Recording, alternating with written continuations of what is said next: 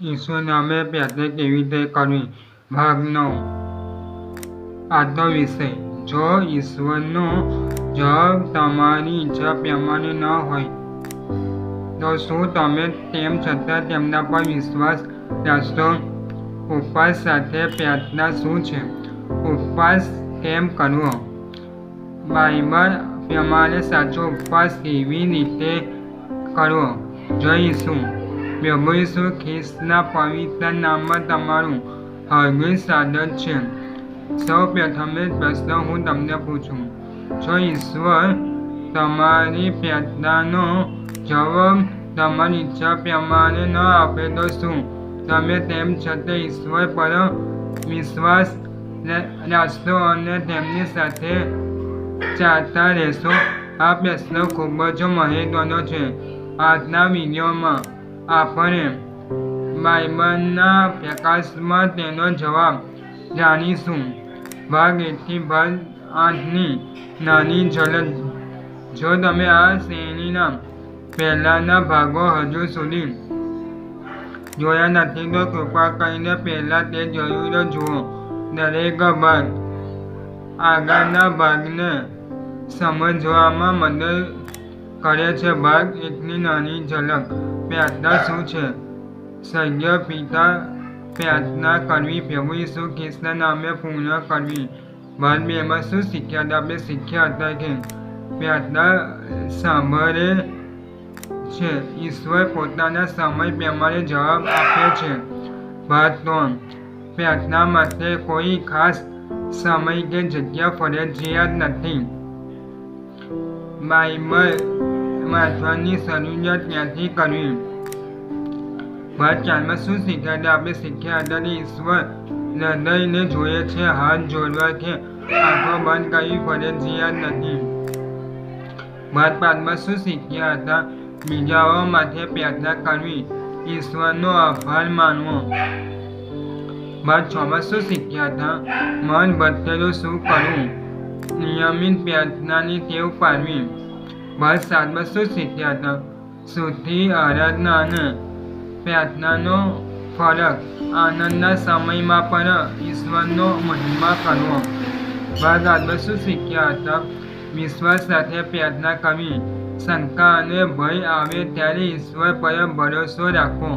હવે બીજો એક પ્રશ્ન હું તમને પૂછું: શું ઉપવાસનો અર્થ ફક્ત ભોજન ન કરવો છે કે તેમાં કંઈ વધુ પણ છે?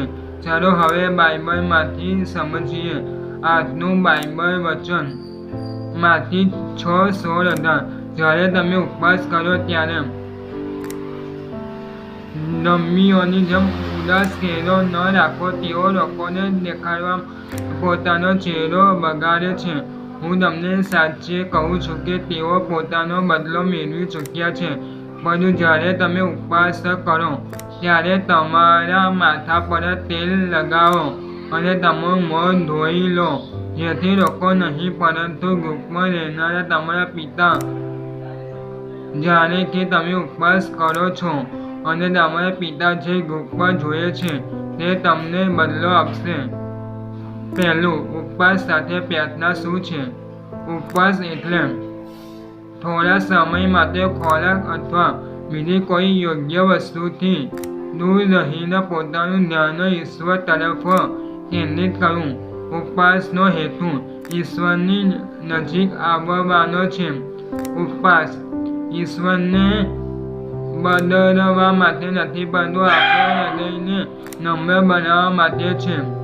બાઇબલનું વચન કહે છે, યાકોબ 4:8 ઈશ્વરની નજીક આવો તો તેઓ તમારા નજીક આવશે. બીજું, ઉપવાસ કેમ કરવો?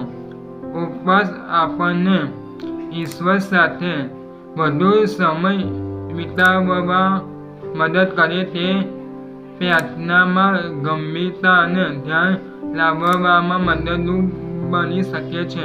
પરંતુ ઉપવાસ કોઈ જાદુઈ રીત નથી કે જેના કારણે ઈશ્વરને કંઈ કરવું જ પડે. ઈશ્વર કૃપાળુ છે અને તેઓ આપણા હૃદયને જોયે છે.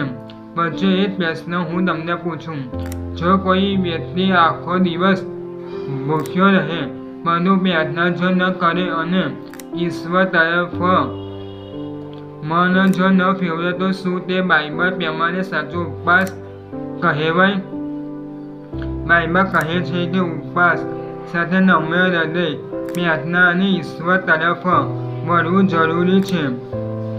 બાઇબલનું વચન યશાયા 58:6 જે ઉપવાસ મને ગમે છે તે આ નથી: અન્યાયના બંધનો તોડવા, જોખમની દોરડીઓ ખોલવા, પીડિતોને મુક્ત કરવા અને દરેક જુવા તોડી નાખવા.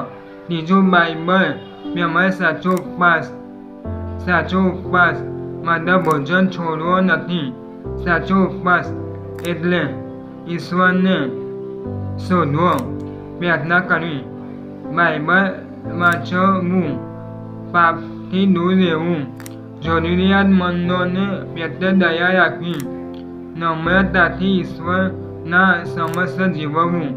બાઇબલનું વચન કહે છે ગીતશાસ્ત્ર 51:17 ઈશ્વરને ગમતો બલિદાન તૂટેલું આત્મા છે. હે ઈશ્વર, તૂટેલા અને પસ્તાવા ભરેલા હૃદયને તમે તુચ્છ ગણતા નથી.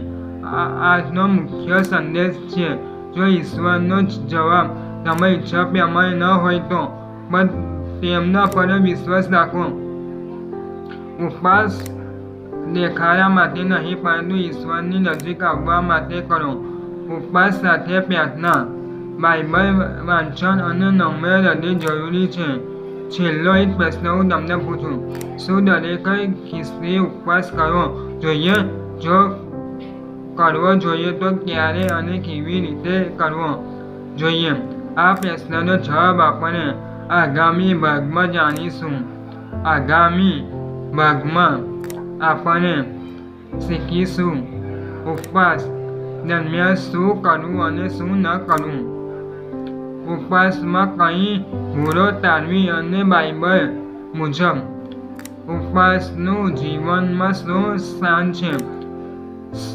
જો આજનો વિડીયો તમને આશીર્વાદરૂપ લાગ્યો હોય તો તેને લાઈક કરો, શેર કરો અને ચેનલને સબસ્ક્રાઈબ કરવાનું ભૂલશો નહીં. પ્રભુ ઈસુ ખ્રિસ્ત તમને પોતાના વચનમાં મજબૂત કરે અને તમારી પ્રાર્થનાના જીવનને વધુ ઊંડું બનાવે. જઈશું ફરી મળીશું આગામી ભાગમાં. આમેન.